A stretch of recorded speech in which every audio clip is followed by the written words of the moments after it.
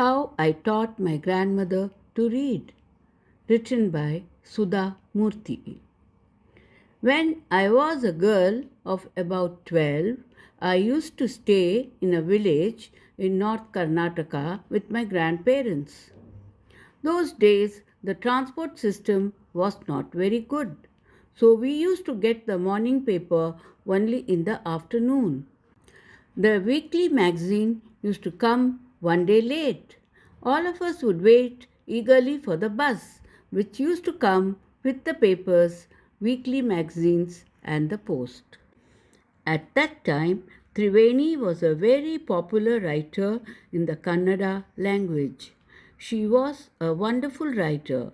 Her style was easy to read and very convincing.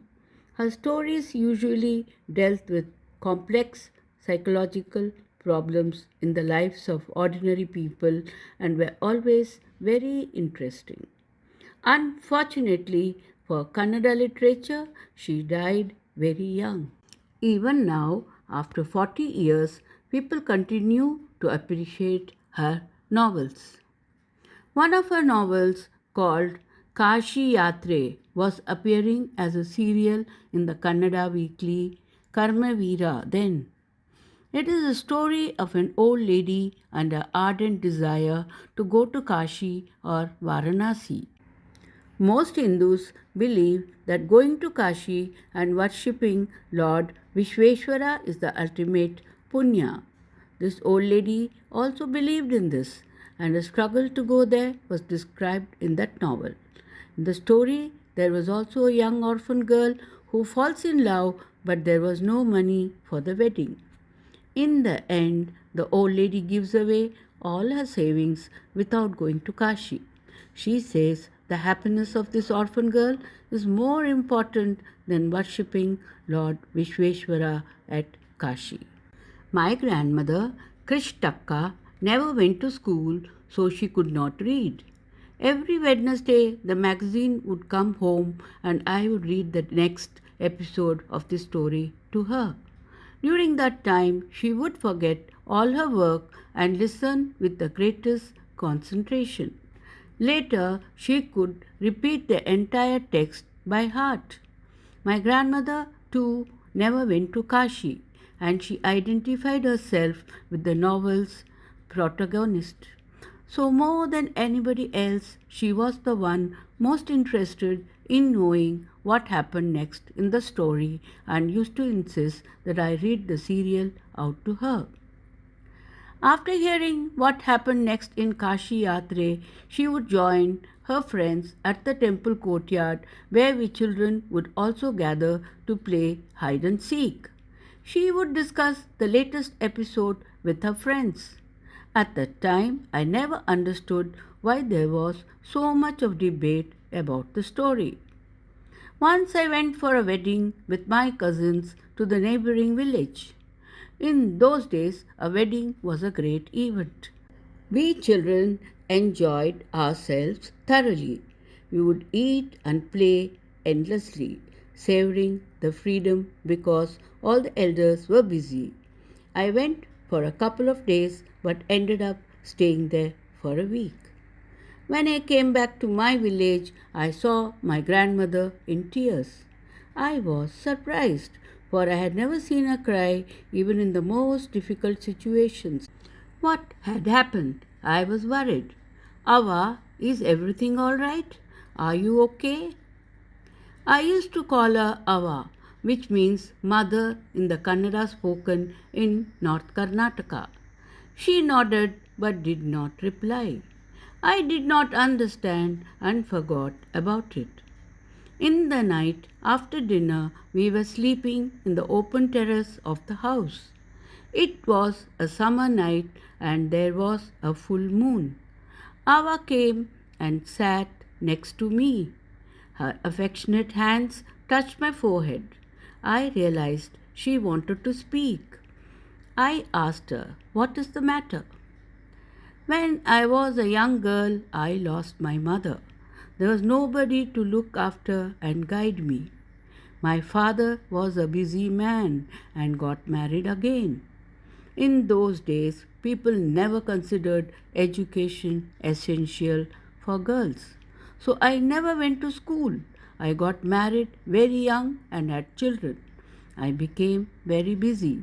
Later, I had grandchildren and always felt so much happiness in cooking and feeding all of you.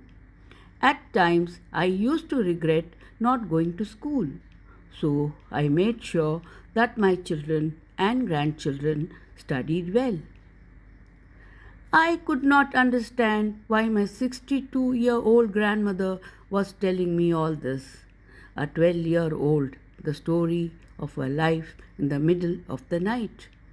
But I knew I loved her immensely, and there had to be some reason why she was talking to me. I looked at her face. It was unhappy, and her eyes were filled with tears.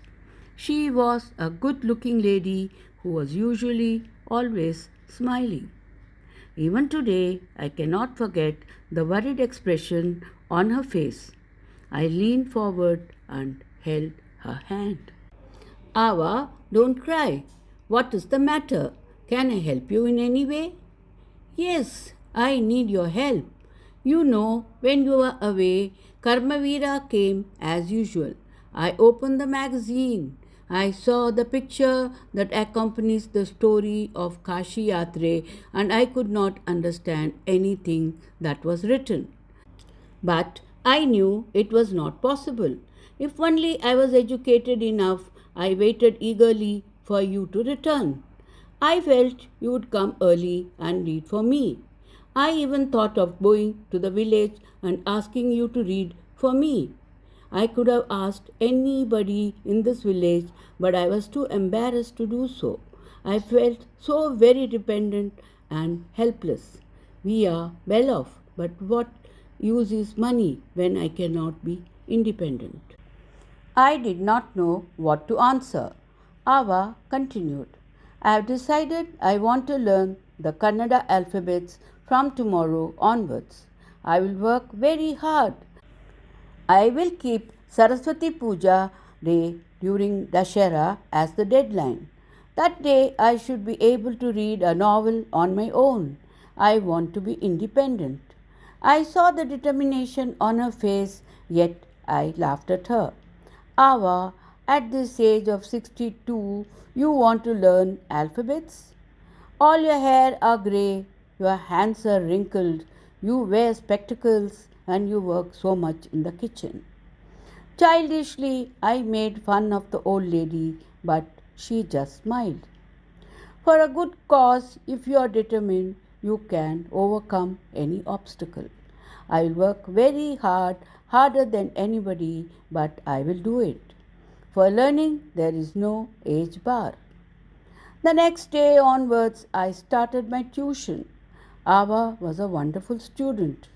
The amount of homework she did was amazing. She would read, repeat, write, and recite. I was the only teacher and she was my first student. Little did I know then that one day I would become a teacher in computer science and teach hundreds of students. The Dashera festival came as usual. Secretly, I bought Kashi Yatre, which had been published as a novel by that time. My grandmother called me to the puja place and made me sit down on a stool. She gave me a gift of a frock material. Then she did something unusual. She bent down and touched my feet. I was surprised and taken aback. Elders never touch the feet of youngsters. We have always touched the feet of God, elders and teachers. We consider that as a mark of respect. It's a great tradition, but today the reverse had happened. It was not correct. She said, I am touching the feet of a teacher, not my granddaughter. A teacher who taught me so well, with so much of affection that I can read any novel confidently in such a short period. Now I am independent. It is my duty to respect a teacher. Is it not written in our scriptures that a teacher should be respected, irrespective of the gender and age? I did return namaskara to her by touching her feet and gave my gift to my first student. She opened it and read immediately the title Kashi Yatre by Triveni and the publisher's name. I knew then that my student had passed with flying colors.